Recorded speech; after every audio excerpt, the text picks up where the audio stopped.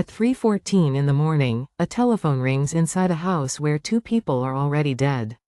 It rings 11 times. Nobody answers. Outside, in the freezing dark, 41 armed officers wait behind car doors. And one man, holding a notepad and a headset, waits for the 12th ring. The house sits at the end of a gravel road. Yellow tape stretches between mailboxes. Neighbors watch from behind curtains they refuse to close. Every window of the house is dark except one, a kitchen light, burning steady, the only proof that someone inside is still awake, still deciding. He arrives at 3:40 in a plain sedan. No tactical vest, no rifle. A middle-aged FBI agent in a wrinkled shirt, carrying a folding chair and a legal pad. The SWAT commander looks at him and asks how long this will take. He answers honestly, as long as it takes. The FBI did not always talk. Before 1972, sieges ended one way, force. Then came Attica, then Munich, where 11 Israeli athletes died in a failed rescue. The Bureau learned something ugly that year. Sometimes the fastest way in is the slowest one, a conversation nobody wants to have. So Quantico built a unit. Crisis negotiators. Agents trained not to shoot, but to listen. Their entire arsenal is a phone line and a set of rules. Rule 1. Never say no. Rule 2. Never lie about anything that can be checked. Rule 3. The clock is your friend. By dawn, they know who is inside. A 34-year-old man. A dispute over money, a shotgun, 2 bodies in the living room, and 1 woman still alive in the back bedroom. His sister-in-law, who managed to send 4 words by text before the phone went silent. He has a gun. The negotiator sets up in a van 200 meters away. He tapes 3 sheets to the wall.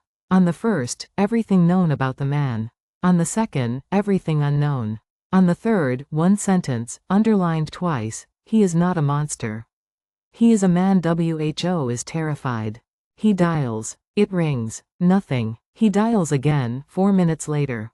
Nothing. On the 7th attempt, at 5:02, the line opens. No voice. Just breathing, fast, shallow, the breathing of a man who has not slept and has not let go of a weapon in 9 hours. The negotiator does not identify himself as FBI. Not yet. He says a first name. He says he's outside, that it's cold, that he heard the man might be having a very bad night. Then he stops talking. 11 seconds of silence. Then a voice. Don't come in here. Those 4 words are the breakthrough, and only the negotiator knows it. A man who tells you not to come in is a man who is imagining what happens if you do. He is thinking about the future. Men who have already decided to die do not negotiate about doorways. So he uses the oldest tool in the unit. Active listening. He repeats the last words back. You don't want us coming in. He labels the feeling. Sounds like you think we're about to storm that door. He asks nothing. He demands nothing. He simply proves he is hearing. Behind him, the tactical commander taps the glass. Snipers have a partial view through the kitchen window. They can end it in 90 seconds. The negotiator holds up 1 finger without turning around.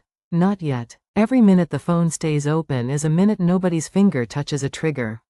Time is the strange weapon here. Adrenaline cannot last. Blood sugar drops, muscles cramp, the shotgun starts to feel heavy. Rage burns hot and burns out. Statistically, the longer a barricade continues without shots, the more likely it ends in surrender. The negotiator is not stalling. He is waiting for chemistry. Hour 4. The man is shouting now, about a brother, about a debt, about being cheated. The negotiator does not argue. He says, so nobody ever listened to your side of it. And on the other end of the line, the shouting stops. Something in the voice cracks open. Hour 6. First small agreement. The man wants cigarettes. The negotiator says he'll try, and he does not promise. 20 minutes later, a robot rolls a packet to the porch.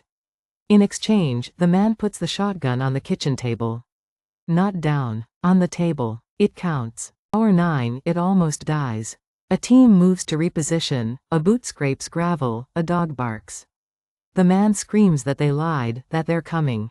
The negotiator's voice drops lower, slower. You heard something. Tell me exactly what you heard. He gives the man a job. The panic drains. This is the part outsiders never understand. Rapport is not friendship. It is not sympathy for what he did in that living room. It is a working relationship built by one man who refuses to become the enemy in the story the other man is telling himself. Hour 14. The man starts talking about his daughter. 7 years old, lives 3 states away. He hasn't seen her since February. The negotiator writes one word on his pad and circles it: daughter. Every crisis has a door. Sometimes it is a person the subject still wants to see. Hour 19. The negotiator makes his first real ask. Not surrender. Too big. He asks about the woman in the back bedroom. Is she hurt? Does she need water? An hour later, the front door opens 6 inches and she runs. Nobody fires. She reaches the tape line barefoot. With the hostage out, the pressure to breach doubles. Command wants a plan for gas. The negotiator makes his argument in one sentence. The only person who can open that door without anyone dying is currently on the phone with me, and he is starting to trust me. Hour 26. The man says he isn't coming out. Says he'll do it himself, in the kitchen, and they can clean it up. The negotiator's hands are shaking. His voice is not. He says, "You've kept everyone alive for a whole day. That was you. Don't undo that now." Quantico has a name for the ladder he is climbing. The behavioral change stairway. 5 steps. Active listening, empathy, rapport, influence, and finally behavioral change. You cannot skip a stair. Every negotiator who ever tried to jump straight to influence learned the same lesson, usually at a funeral. Hour 31. Sunrise, second day. Frost on the police cars. The man asks a question that changes everything. What happens to me? Not if. What? The negotiator answers with brutal honesty: prison, a long time, a trial. No lies. And the man does not hang up. Because the lie is what kills these things. Promise a deal you can't deliver, and the moment he discovers it, every word you ever said becomes worthless, and he has nothing left to lose.